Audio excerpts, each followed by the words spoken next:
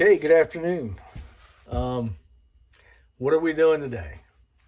Well, today I removed some bear claws from paws for a client that just wanted some of the skin tanned or hide tanned, but he'd already cut the feet off. So anyway, so that and fleshed and turned a deer and did some cleaning around the shop a little bit. And then, so now we're going to skin a bobcat for a life-size mount. And yeah, so if you've ever done one before, great. And this is a big one. This is a 30-inch bobcat. He's a big boy. Going to make a beautiful mount. It's got really nice colors. So we're going to skin him. I'm going to do a dorsal incision. He's going to be climbing. And so I like to do a dorsal incision. It's like pulling pants on when you pull the hide over the mannequin that way. Some people like case skinning, and that's fine too. I definitely case skin case skin if I'm just going to do a soft tan. But no, for this, we're going to do a dorsal incision. So if you've never seen what that is and how that's done, I'm going to show you. It's skinning an animal. So if you don't want to see that, then maybe don't follow along for the whole thing.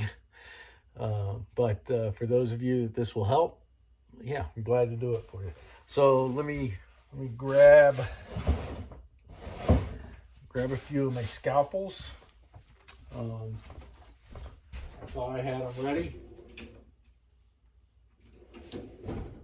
I did have them ready. Oh, they're on this side. And here's one. Somewhere I've got 2 more scalpels. I like different size scalpels at different times. Oh, I knocked them on the floor. That was the problem. So, depending on what I'm doing, I have a smaller scalpel that right now I have a number 11 blade on. Pointy, lets me get into spots, but I like the flat edge as opposed to the curved edge on some. I have a larger, very similar blade. This is a number 25. I've recently switched to the 25. Used to use a 20 or a 22. And I'll probably use a 22 at some point in this. And then I also have a 60. And I might go back and forth between the 60 and a 22 blade on this handle. And it's all just depending on what I'm doing, what part, I'm skinning. So I can tell you as we go along when I'm going to switch and why. But yeah, just took him out to thaw last night. I'm hoping he feels like I got enough movement in the skin. His belly's a little bit tight still, but I'm hoping by the time we get there, it'll thaw out. If you don't know, do not try skinning an animal that's still frozen in places where that skin is frozen, down. You want movement in the skin. If it's frozen, you'll have crystalline areas, the water crystals and everything. You won't be able to see the membrane between the, and I'll show you what I'm talking about. You won't be able to see the membrane between the skin and the meat and the body. We're a little crooked there. That's a little better. And I will try my best turn this as we go so you can see what I'm doing. So like this, I don't know if you can see, I can move that skin around. It's moving. And when I come to the belly, it's really hard still. But it's getting close. And like here is very flexible. Part of it, of course, is rigor mortis. So I like to move the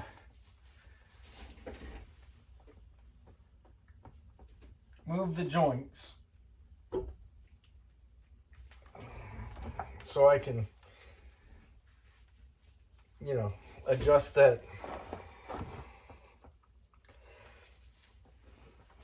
in there as I'm going. It's important that you do this, that you,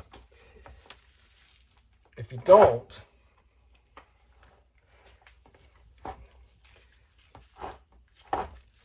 get these all flexible again, then it's going to be very difficult for you when you get to the point you need to. Whew, this one's really tight.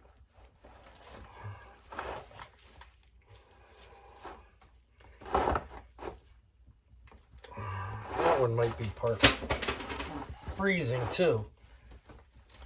There it goes. There it goes. Okay, so now he's moved. He's pretty flexible. Pretty flexible. You should be able to get started with that. Okay, so this would be the time. Like I said, if you don't want to see, you know, anything cut open, an animal cut open, then this would be the time to not look anymore. All right. So the first thing I'm going to do is to make my dorsal incision. And I'm going to come from about center of the front shoulders. Center of the front shoulders all the way back to just probably center of the back legs, hips. And if I need to widen it, you know, when I go to mount or do anything else, then I can do that. But that's how far I'm going to take it. And, you know, there might be a need later for me to take it farther up on the head, towards the back of the head, to get it skinned out and right, you know, for it to fit over the mannequin. But for now, we can always go bigger, but we can't really go smaller. So without sewing. So anyway, let's I'm going to start my first incision.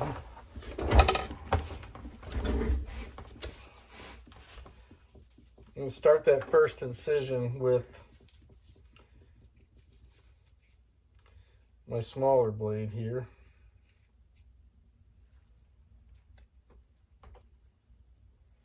And that blade is no bueno. I realize that I'm going to just get all new fresh blades for this. Here's my 60s. I keep them all in my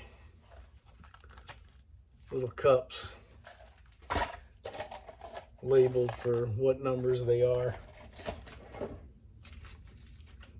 just so I can reach up and grab them when I need them. Okay, so there's my 60, and let me get a new 15, which I already, or a new 25, which I already have out. And then 15, I'll just get that when I need it.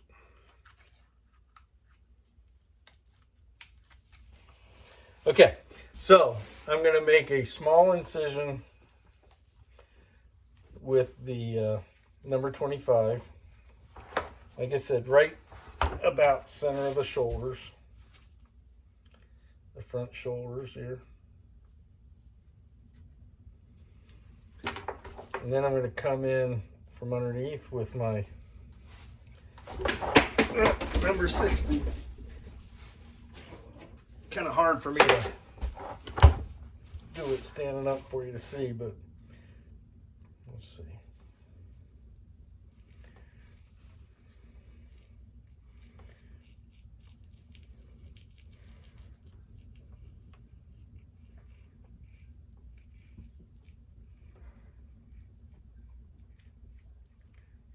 Trying to follow that top of that spinal cord all the way back.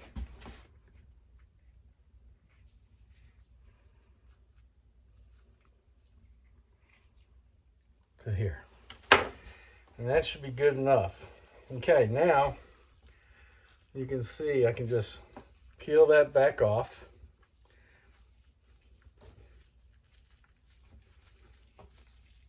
And you can peel it off with your fingers, you know, a long way. If it's coming off with your fingers, well, you don't need to make a nick then.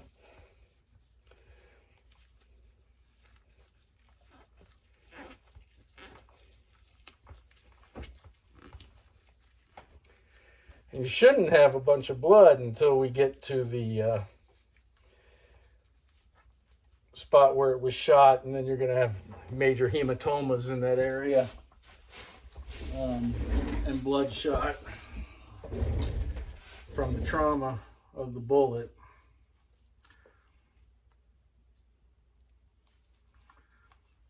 And so what you're doing is you're pulling, and you're just looking at this white line here,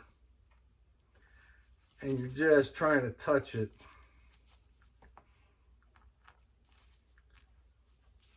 Right? Cutting that, just barely cutting that membrane.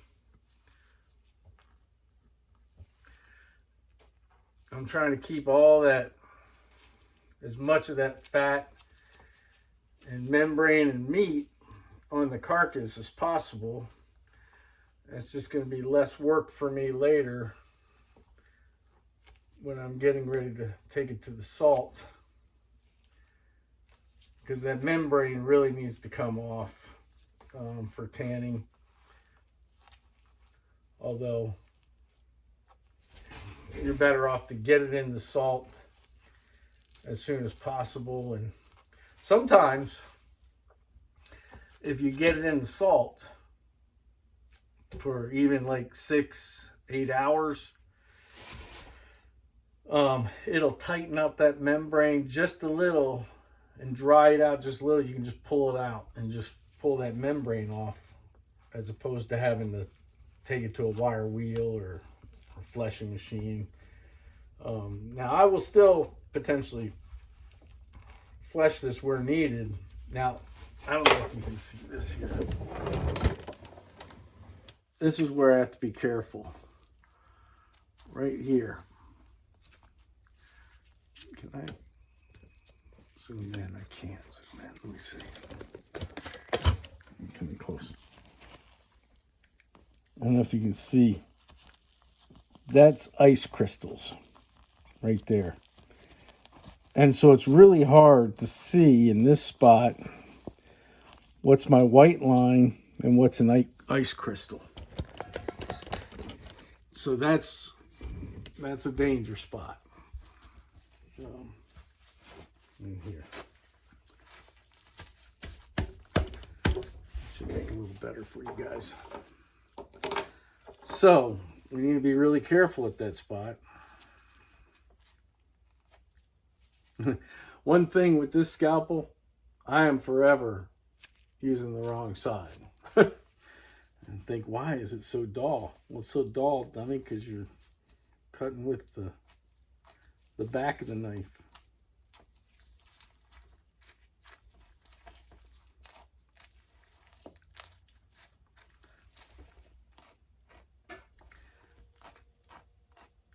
When you're cutting a crystalline area like that, and if it gets too bad, I'll stop, and we'll just, wait, and we'll come back to it in a little while. I mean, it won't take, now that I've got it open like this, I just did cut just a little spot in the belly here, right there, because it was in that crystalline area and I went too fast and couldn't see it. So let's be careful.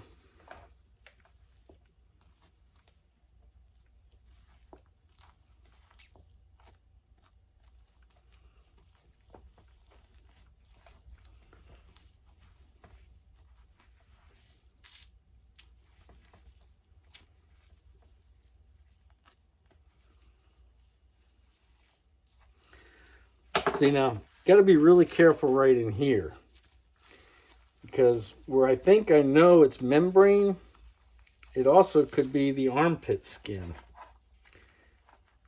And that's an easy spot to cut a hole.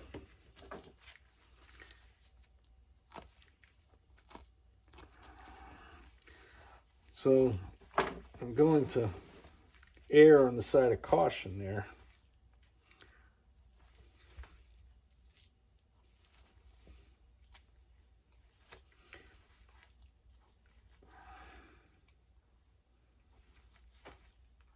And look, you're better off to leave a little bit of skin or meat on the skin than to cut holes. So, I mean, don't force it so close if you know, if it's just not allowing it in that spot, you know, and make a hole in spite of yourself there. So, all right, so now what I just did is I opened up the spot to where I could see the elbow. Now I'm pushing it up through the leg, up through.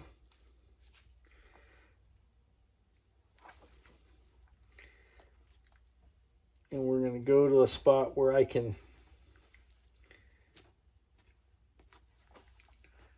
find that, get it past. And I can get my fingers through that armpit. We're close. Again, using my fingers as much as possible. Now, y'all have a better way of doing this in a different way. That's fine. This is the way it works well for me. It's just the way I've always done it. You could be cutting relief cuts by now, and I will cut relief cuts here pretty soon. I generally do my relief cut down here through the, at this last joint here and down through the paw. But for right now, I'll show you what I do. I generally do that after I get it skinned. I come back and do my claws and, you know, separate the toes out. But for now, I just want to get this free. Still looking for that. Can you see? I'm not sure. Can you see the orange of my glove trying to poke through right there? So I know I can kind of come and make a hole there. Sort of, kind of. Right here. Now I'm through.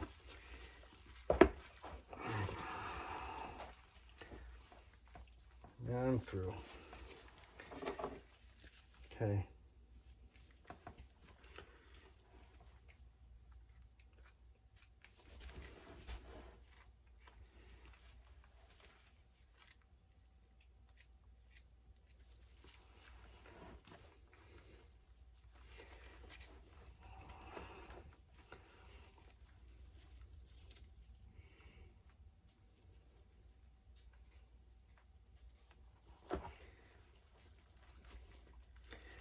Come on now. Get over that hump right there.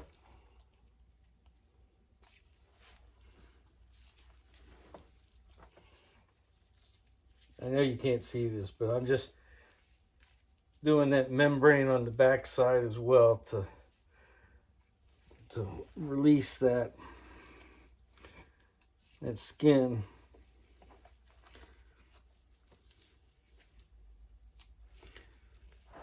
There we go. And now what I'm going to do is I'm going to cut this joint open.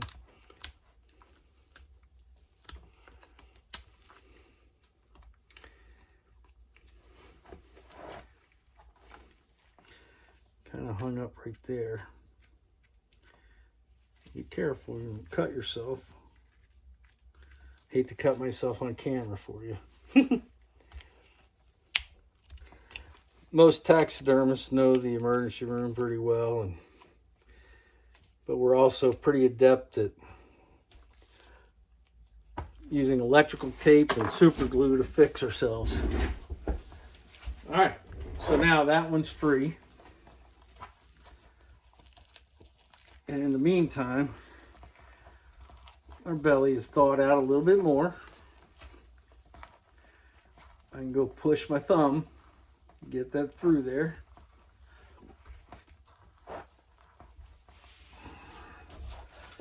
Now, let's work on this rump area.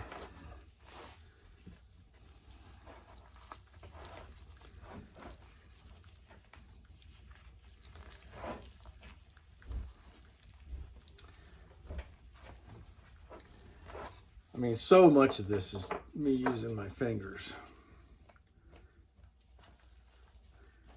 Now again, you gotta be careful right in here. Right in this pocket right here. Right here. Because that skin goes right up under here, tight, obviously. And so, you know, you've got a, and this is, this is a great big female. And so we can find our spot, but we got to be careful. So the belly skin, as I said on my last video about the bear, is generally the thinnest spots. But also in this cat, that's where her fat is. And so, and then the skin's very tight around her rump here. Very thin membrane. So very lean here and very fat down here. But you can definitely see very well this line. So I'll tell you what I'm going to do here. Since we've seen this, I'm just going to speed it up for a while. And then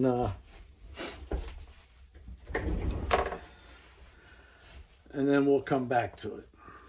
I'll slow it back down. I mean, I'm going to be doing it real time right here, but you'll be watching it in sped up motion. Just till we get to the other side. Okay, here we go.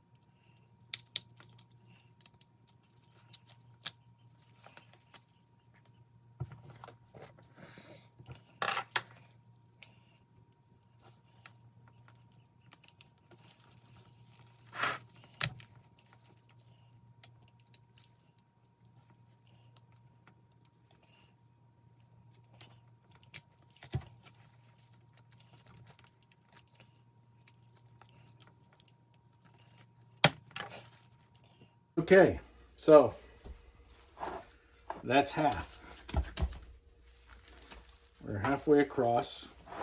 I'm going to go ahead and skin through to the other side here. I don't know if you noticed, but I did break off one of my blades in there. Trying to get that joint. Sometimes those joints, you hit them just right and they pop right off, and other times, like that one, I fight them for whatever reason. All right.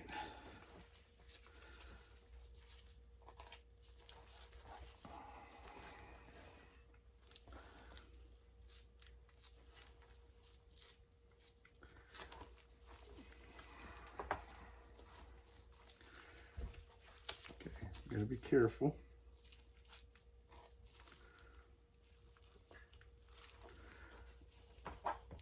Gotta skin past her lady parts.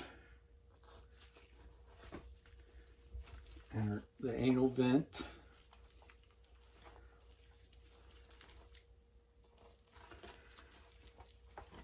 And again, this is a little bit frozen down here.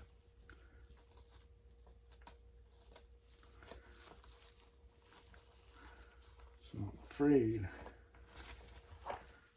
I'm going to make a hole, which, I mean, you can sew them up. And you're not going to be able to see it.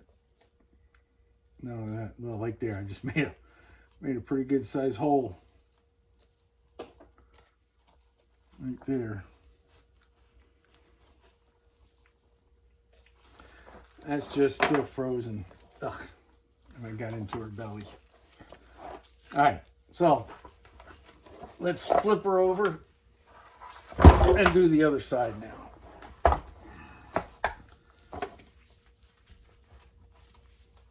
Same thing, just the other side. Wrong side again of the blade.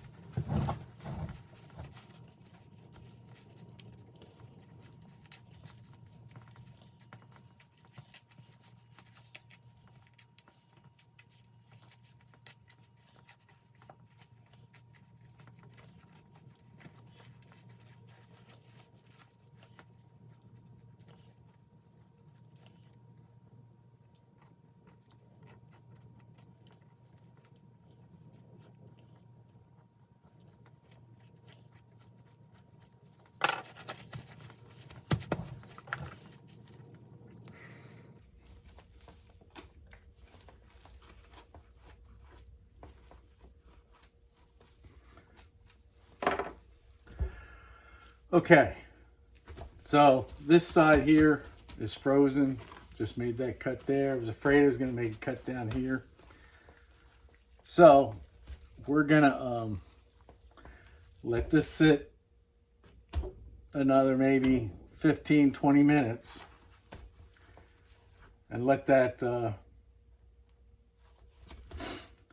this thaw out this side a little bit more. You can see here, by the way, that's the bullet hole. And people think, oh my gosh, I got a big hole in it. You will never see that when I'm done.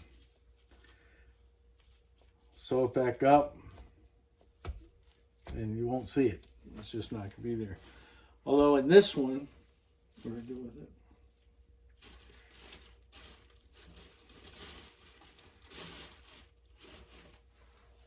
Throw it away, but I mean, this one, it did blow a pretty good chunk of, of the skin out.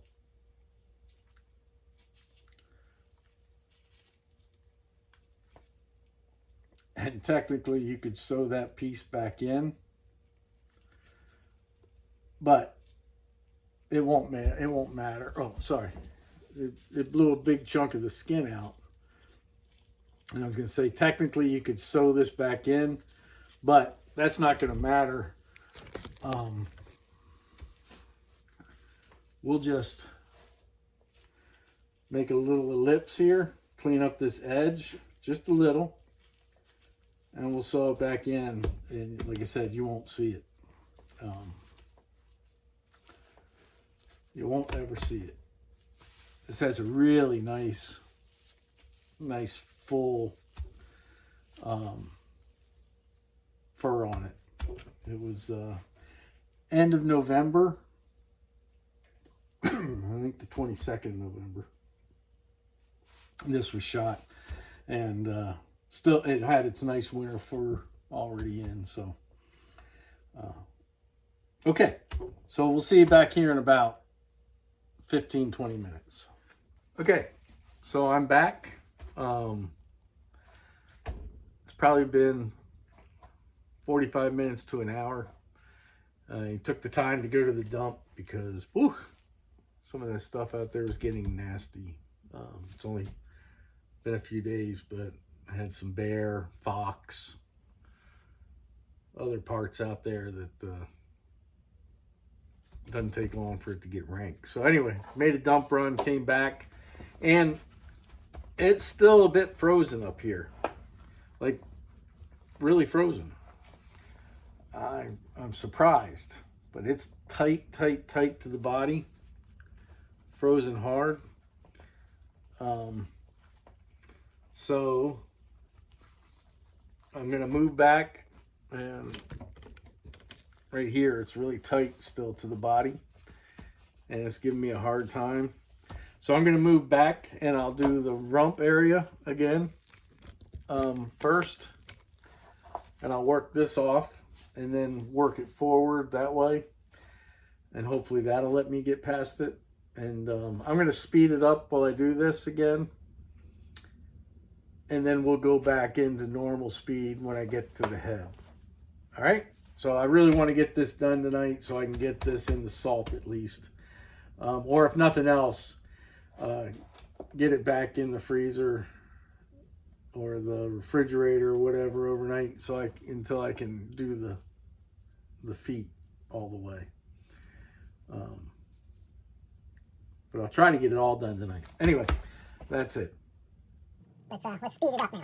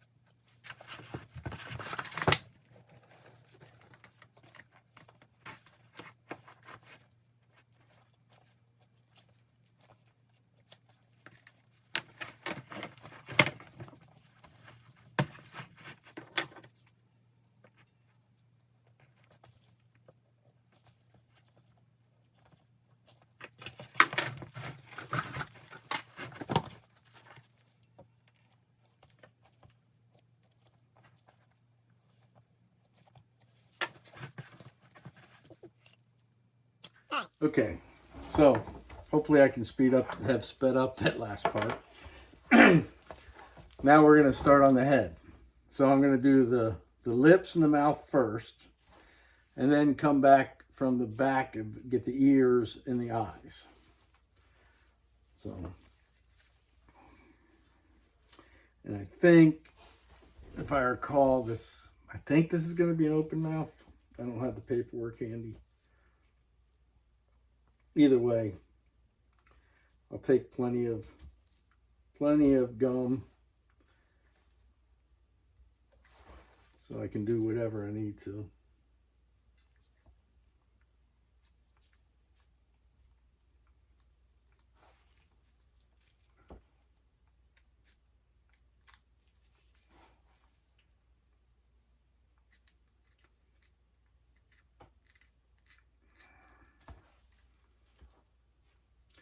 I'll have to ask this guy if he wants a skull mount.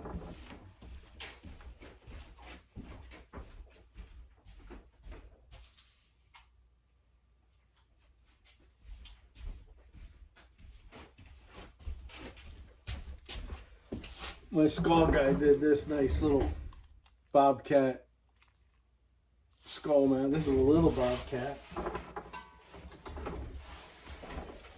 that I mounted not too long ago. And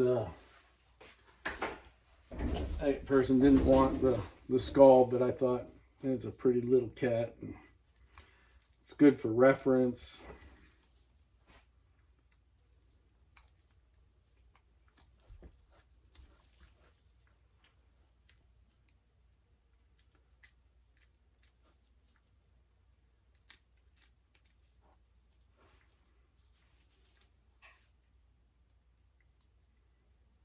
I don't do the skulls. I've got a guy who does a great job. Does a great job on all my skulls. And I was doing skulls my first year that I opened up full time out here. So I've been doing taxidermy for 28 years now. But I was Army for 39 years, both on active duty and then as a civilian in the same field. But I did taxidermy part-time whenever I was in a place that would allow it, which was, you know, a good bit of time. And not when I was overseas, of course, but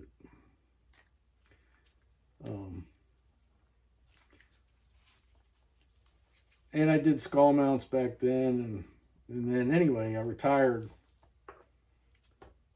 and well, I retired 4 years ago this month, and I decided, you know what, I'm gonna open up my full-time shop.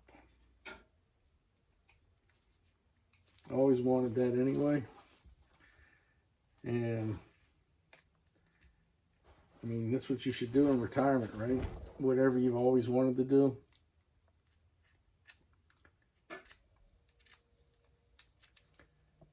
Plus, makes my retirement savings go a whole lot farther.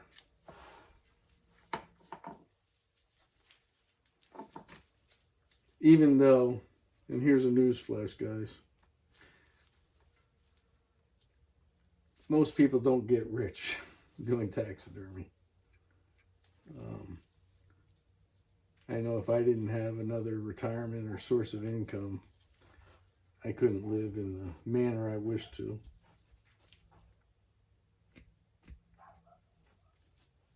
On what I make. And part of that is the area I'm in.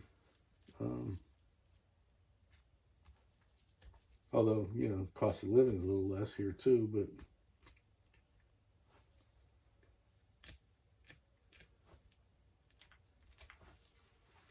I am going to increase my prices a little bit next year, at least on my deer. Go up $100, because just shipping and all the materials and everything, it's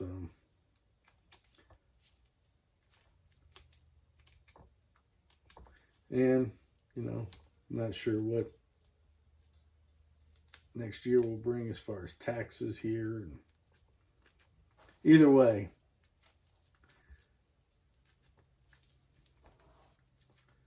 I'm gonna go up a little bit. And even if I go up $100, I'll still be. I still won't be the highest one around here.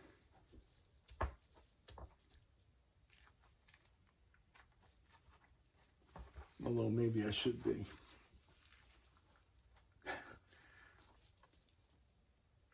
I think it was Bill Yox pointed out on one of our groups is like if you raise your prices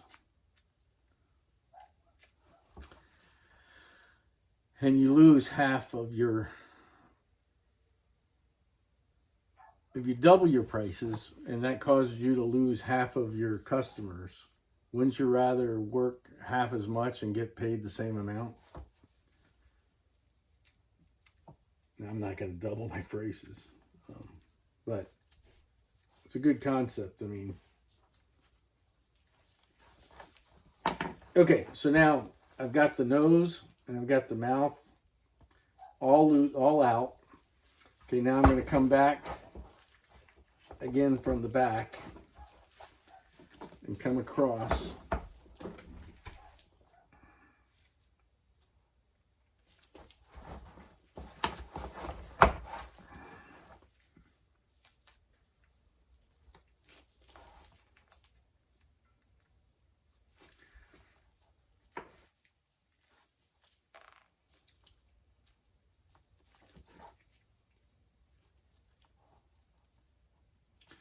Okay, so we're already at the ears here. Like, here's the neck, right? And we're already at the ears. So it comes straight down. And there's the ear canal. Can y'all see that? There's the ear canal. And that was right there at the crook of the neck. Right here. So a lot of people, you know, mistakes I see is people going too far forward, thinking, well, the ears are up here. So they come up here and they cut. Well, you've cut off your entire earbud.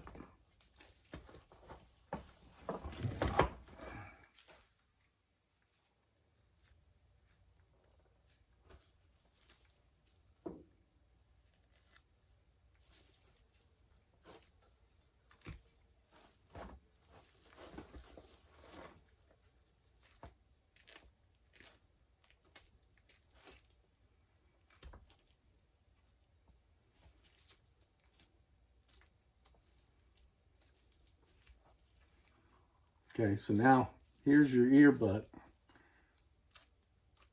And there's your ear.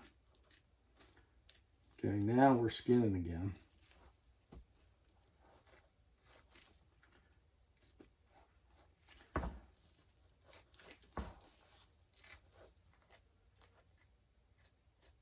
And this is a cat. You know, it's a predator. So where's a predator's eyes? They're forward, right?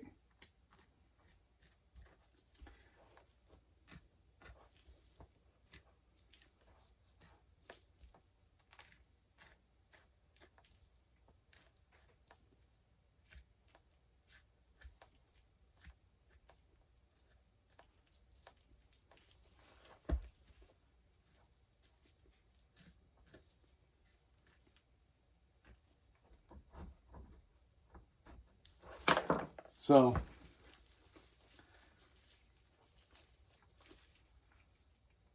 get your finger in your eye socket and you can tell we're almost to the eye here.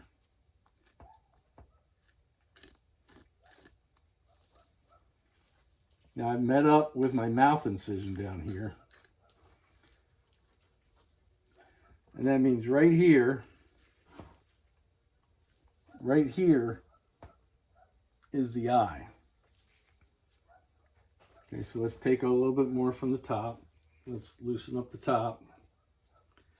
Come forward a little bit more. And here's the eye right here. You're going to come straight down. This is why I like this pointy blade, because I can be very precise in where I'm making that cut. It's just easier for me, I don't know.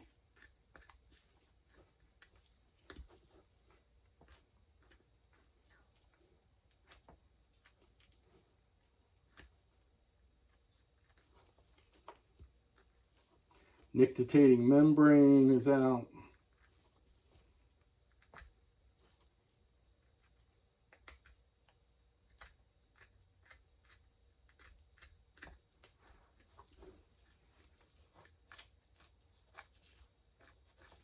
that side is done. Let's flip it over.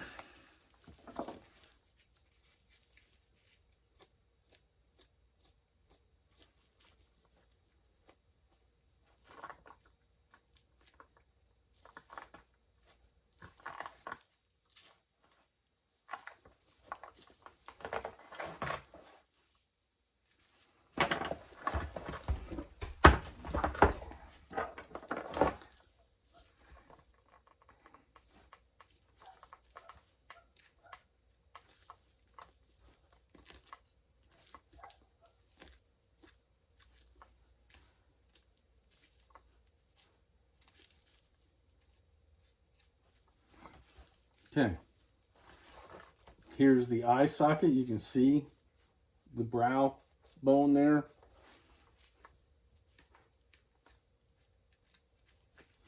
We're going to come around.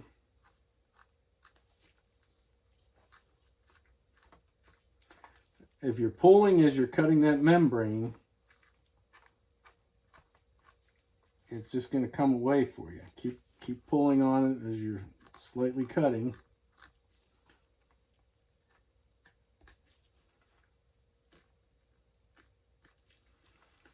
Okay, I can feel the eyelid right up here, so I know I'm okay to make that cut there.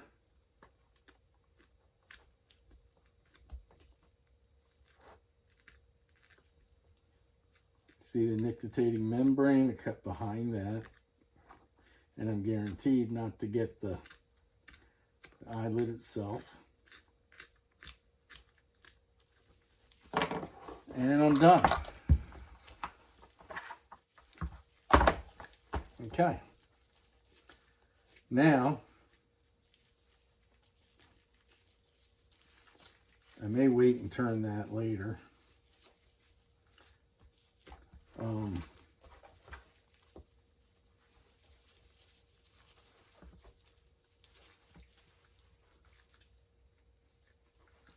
going to come through here.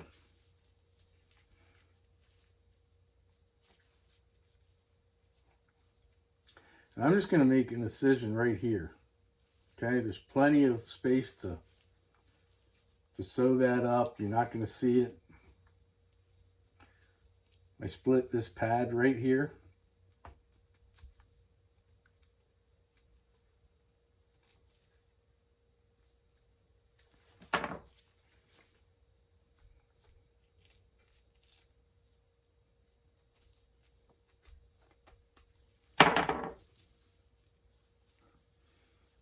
You come all the way to the back there.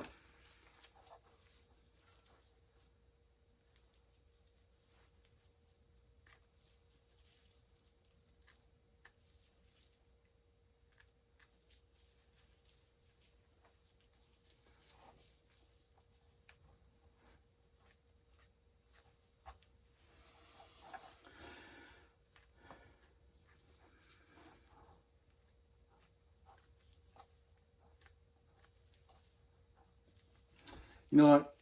While I'm waiting on this, because you guys, I'll do one paw, and I will, you know, I'll turn one ear and one eye and the nose, and then that'll be good for this one. I'll do the rest off camera, and that you should see enough. So, look, there is not much to a bobcat's nose, right? So, oops, see, you got the back side again. You want to release the all the way up to here, and you want the wings need to be released. So we're going to come back here.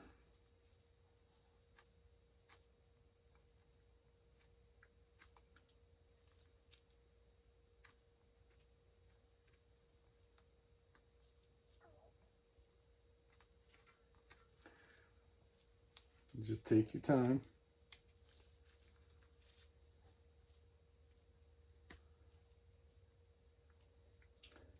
It can help if you just split it right down the middle.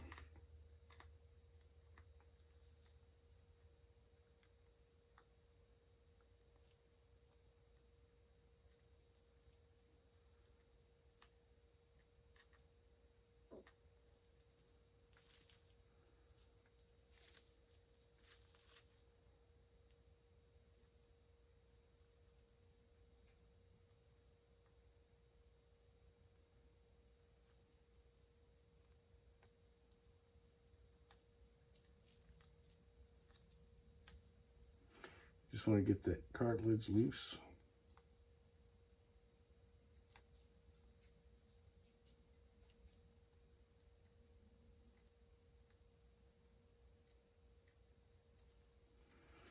And then free up these wings.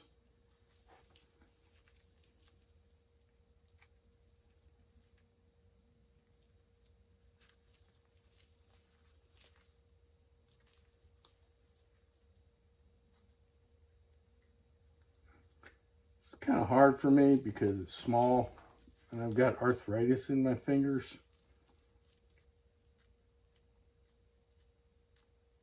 So I tend to have a hard time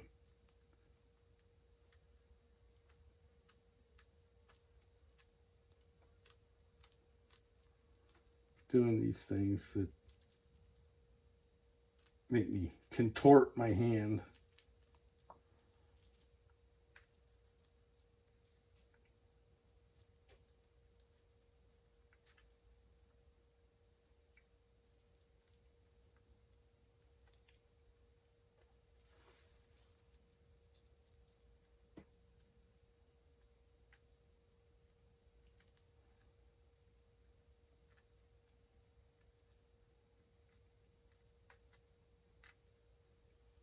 You want to take it all the way out to the edge. And when you get enough pressure on it, you can see the membrane.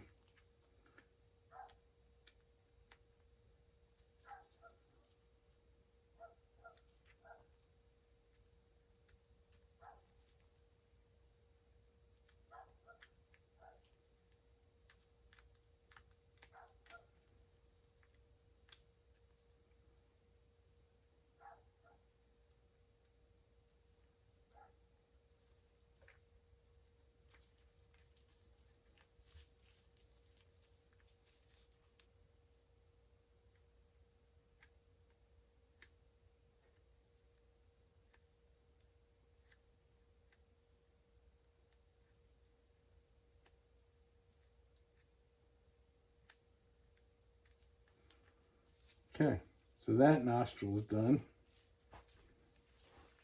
Come and do this side. Same thing. I mean, I could use a new blade, but honestly, not having the very sharpest blade at this point is not a bad thing. It's sharp enough, but I'm not so worried about, you know, poking a hole by just touching it to the skin.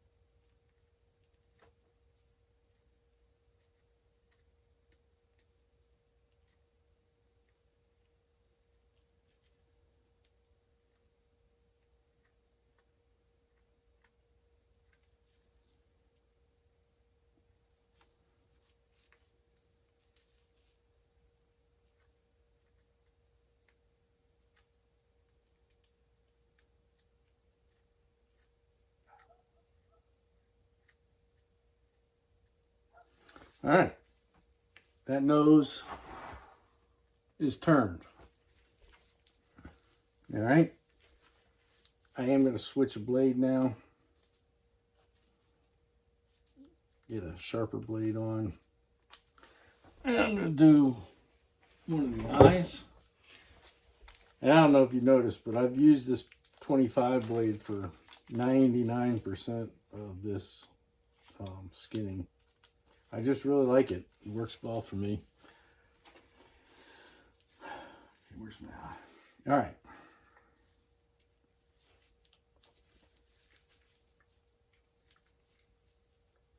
pretty little eye. Delicate, very delicate. So, but just like any other, okay, we want to turn it down to the lashes. I start by ringing the eye.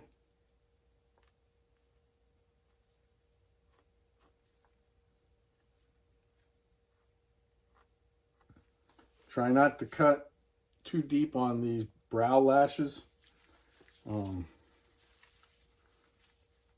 If you cut the roots too deep, then you'll lose them.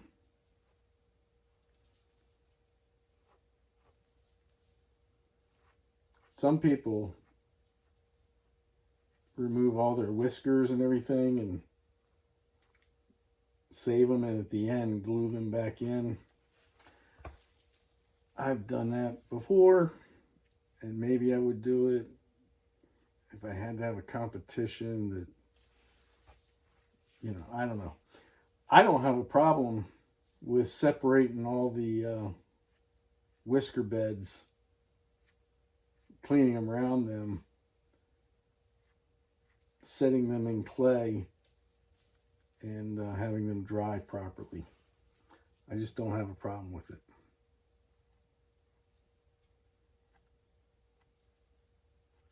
And so I got my finger in here.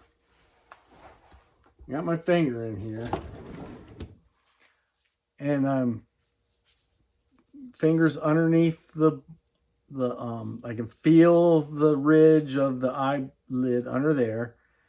And the top thumb, I'm pulling back on the skin as I'm just touching,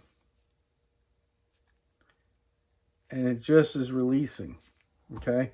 I mean, I'm just barely dragging my scalpel across there. And as I touch it, it releases. And as we get down there, now you can start to see that eyelid. Paper thin. Paper thin. Okay.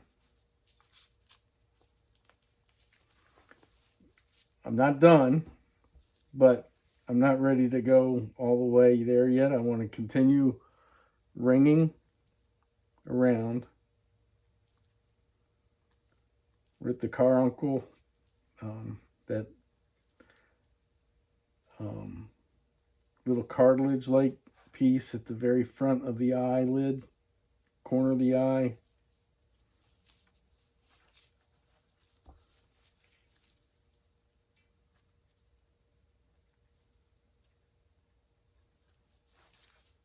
Common to most mammals.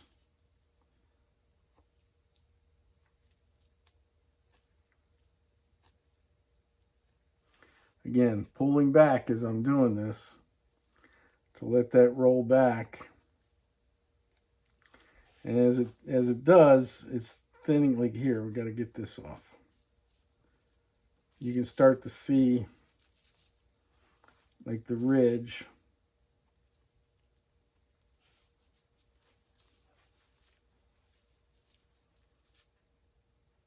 And see spots where it needs to come off.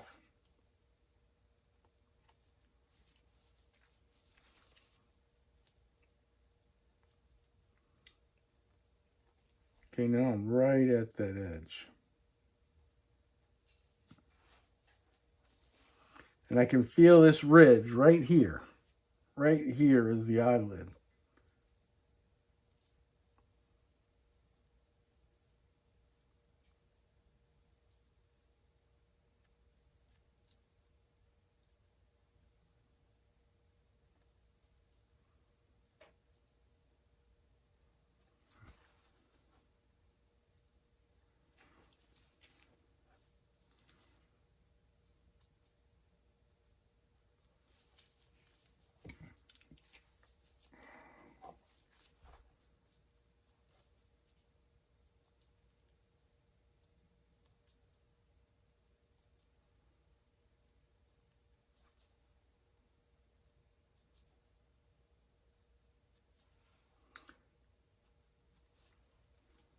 And I got that thin enough all the way around, except for right here in the front, that carbuncle.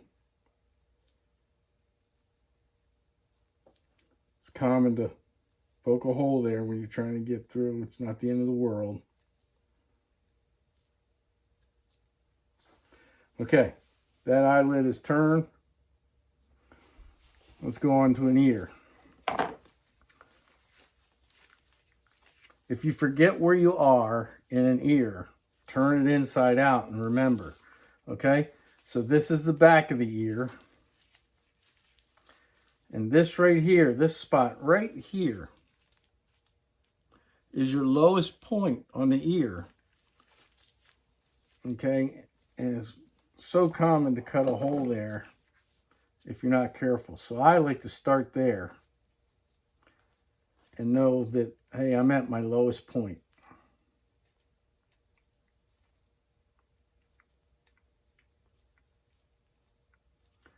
In other words, once you get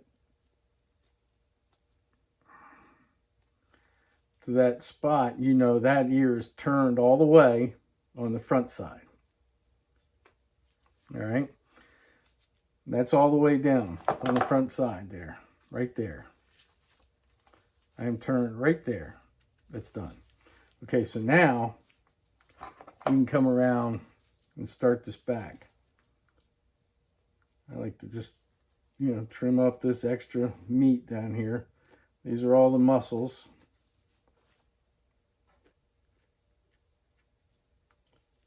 And be very delicate, because I'll tell you, the ears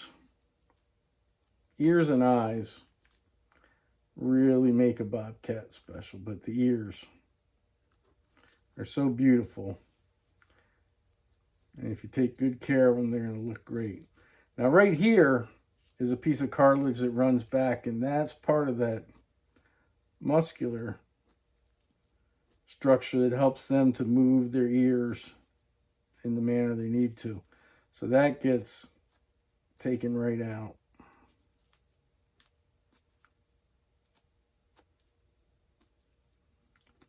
We don't need that for mounting.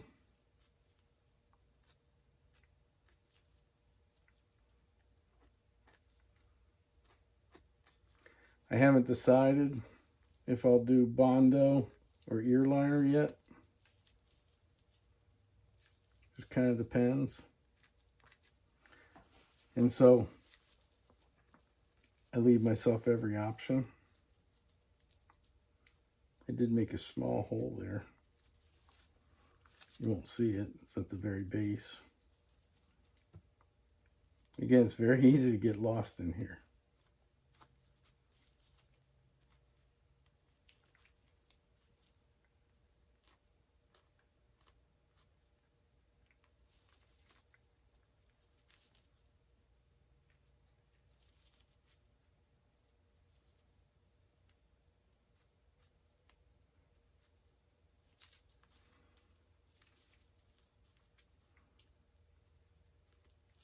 If you make a hole at the very edge, it's not the end of the world. That'll glue right up, especially if you're using ear liner. You don't have to sew it. You just glue that right back up. But anyway, my son tells me sometimes I talk too low on these videos. I don't know how often you guys sit and talk to yourself, but I mean, I know I'm not talking to myself, I'm talking to y'all, but I don't know how many y'all there are.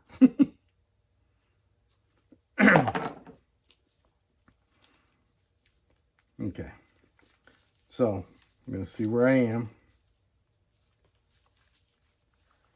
I'm about to here, okay? About to there. Be careful now. What I like to do on all my ears, I take just a little dry preservative. That gives me some grip and leverage.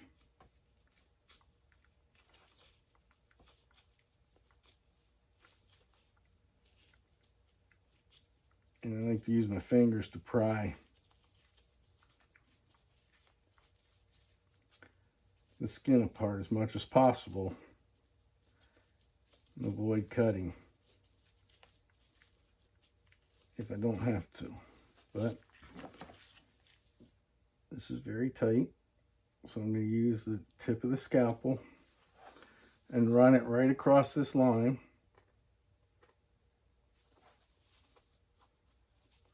It's really just the top now.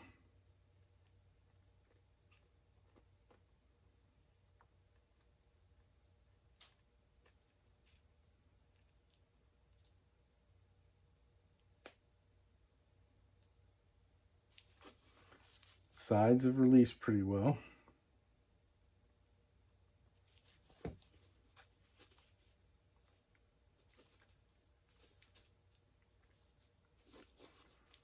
Okay.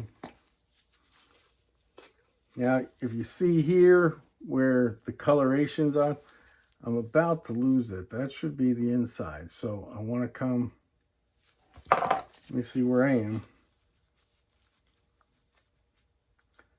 I'm right here on the edge of the black. So I still have this much to go. Got to get that.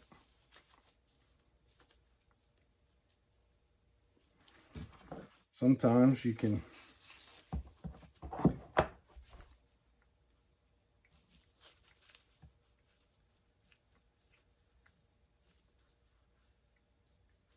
use some pliers, pull it across.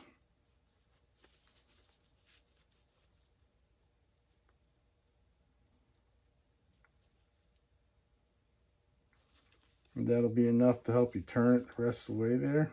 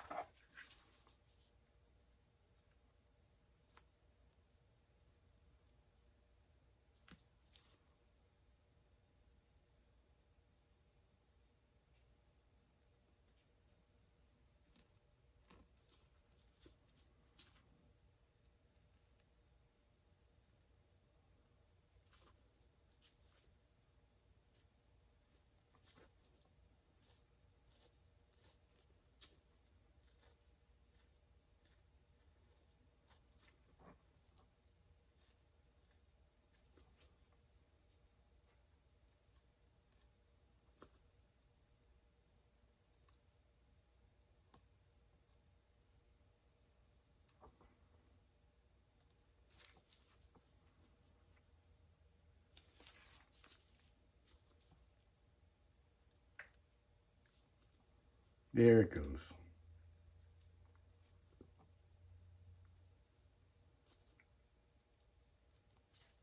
And look, I'm not putting much pressure on that. I'm just using it to straighten it out from the inside and just touching it with my scalpel edge. And it's opening right up. And that's it. That should be just about all the way turned on that side. Let's see this side.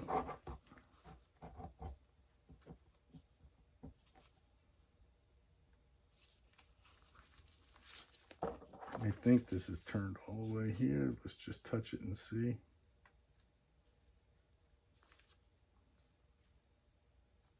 Yeah. Okay.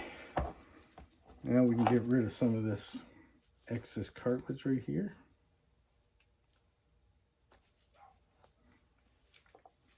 All right. Now,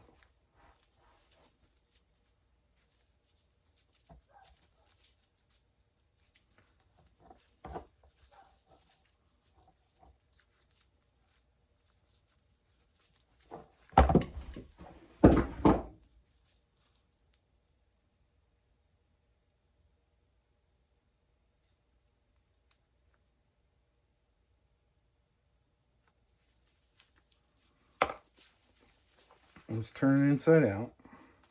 Let's see the ear.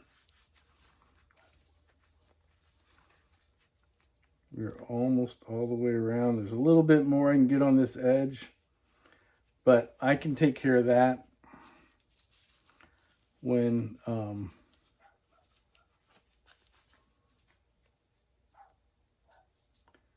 I get ready to mount, right, when after tanning. But there's this little split ear here. I can't remember what they call it, but all the cats are like that. And I think fox too. So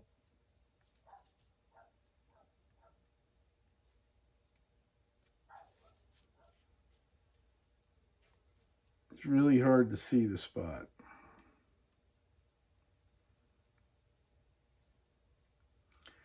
But it's right there. You gotta look from the outside and then the inside. And there's not a lot to it.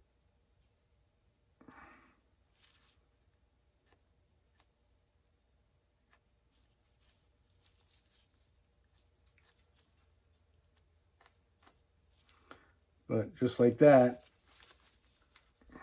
now I have that split on this side, right here.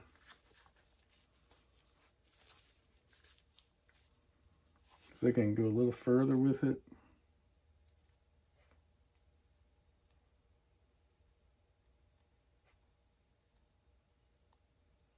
I just got it, made a hole. That's all right. That'll be fine. Good enough. And again, after it's tightened up a little bit from the pickle, I feel a little bit more confident messing with it. Plus, you don't want to play with the ears any more than you have to. They're easy to slip. All right. So where was I? Let's get to that foot. That's what we're working on right here. Let's get one paw done. And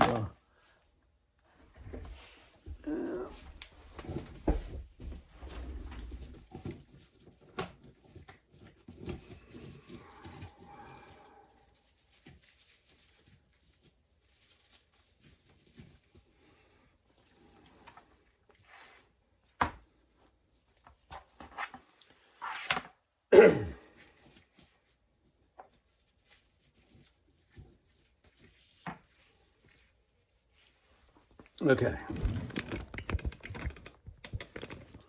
Sometimes I find it easier to hang it.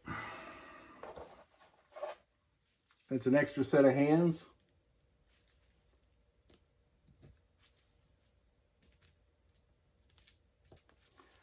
So if you have the ability to do this, you know, if you don't, set it up so you do have the ability. Doesn't take anything fancy. They have, you know, bird gambrel with hooks in them and stuff you can use, but I just got a piece of rope and a piece of wire. That works just fine for me.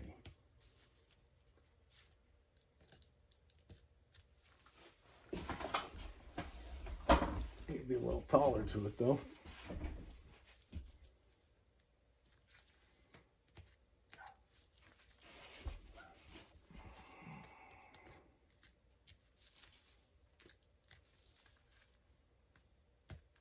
Just going around, touching the edge, right? And you're pulling. And so as you're touching and pulling, it's coming away.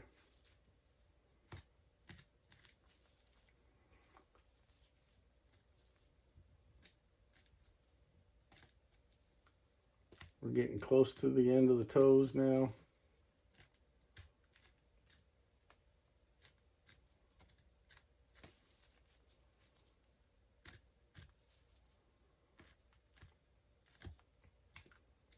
And just like with any mammal that you're doing with, you know, that has claws or toes or whatever, they all do, right? Unless you're talking about a platypus, I guess. But you want to get to that very last joint. And that's where you want to cut your toes.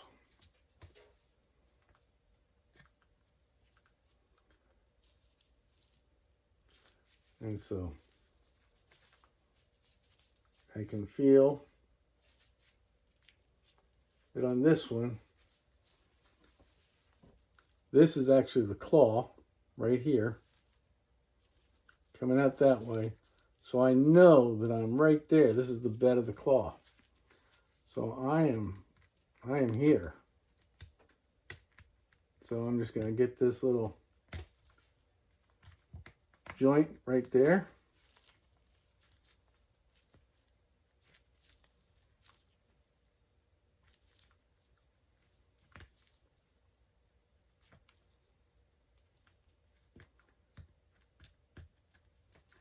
There's one free. Okay.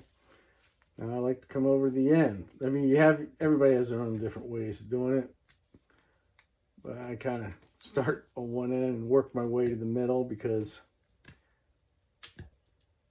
it gives me a little more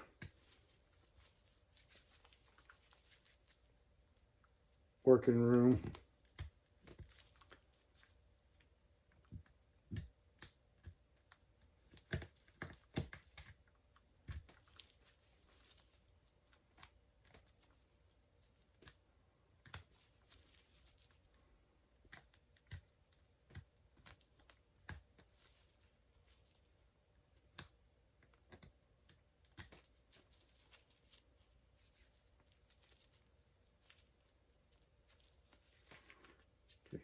Need to come just a little further.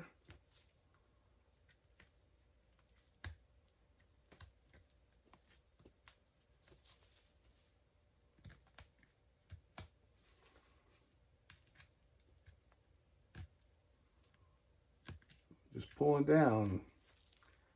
It's letting loose.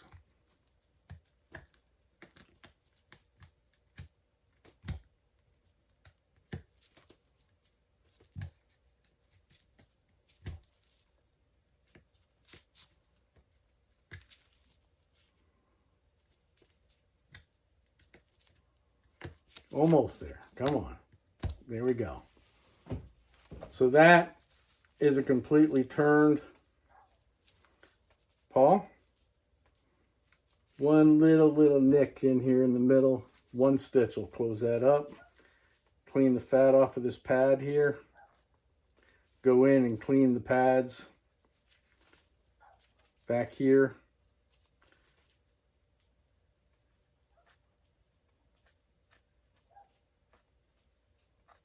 It's just fat. That's what the pad is. It's just fat.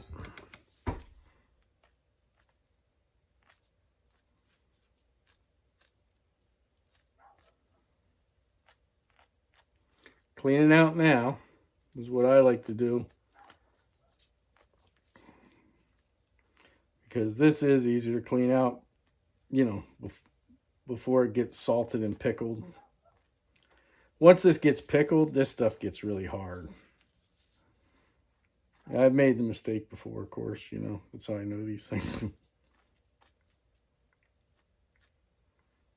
remember, I split that pad.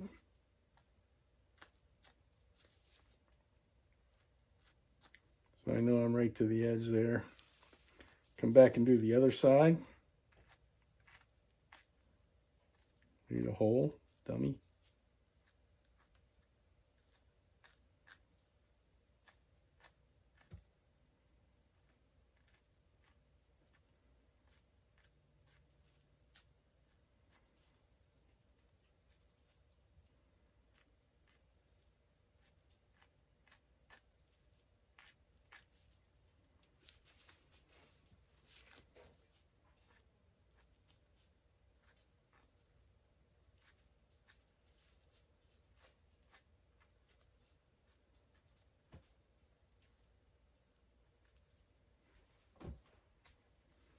I mean, you can also get this on the wheel later if you wanted to.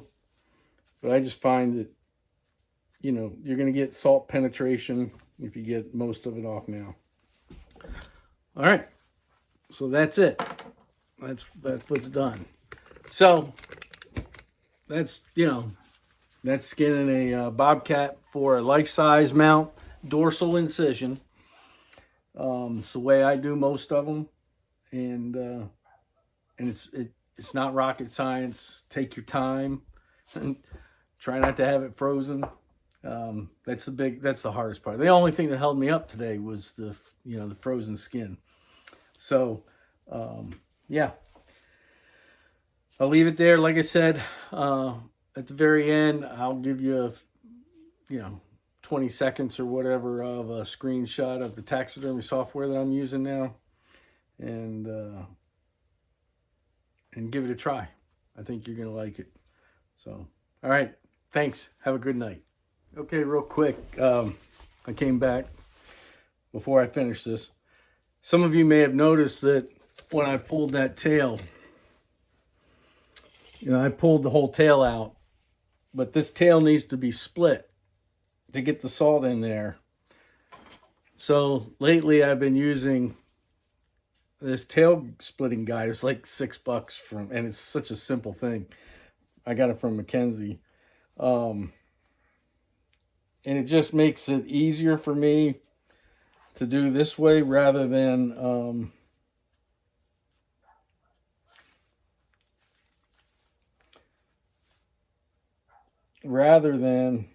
if I can find the hole. There we go. And I get a nice straight cut as opposed to doing it after, or doing it as I'm going. So that's in there. It's on the very bottom. And I have this channel here.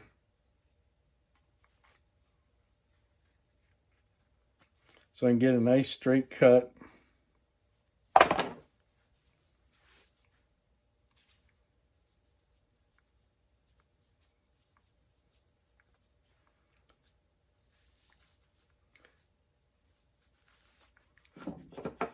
Yeah, I'm probably not gonna.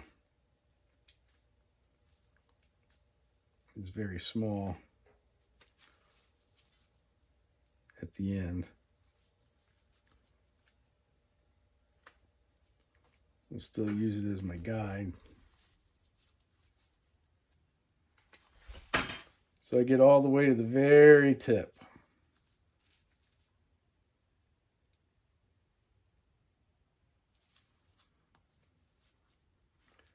It honestly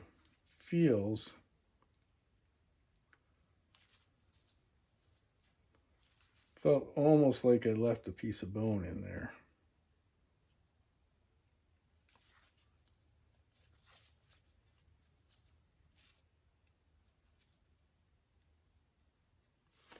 I did not. It was just a piece of cartilage or fat. But anyway, now it's split, okay? That's split. I can get the salt in there. We're good to go. Now we'll call it a night.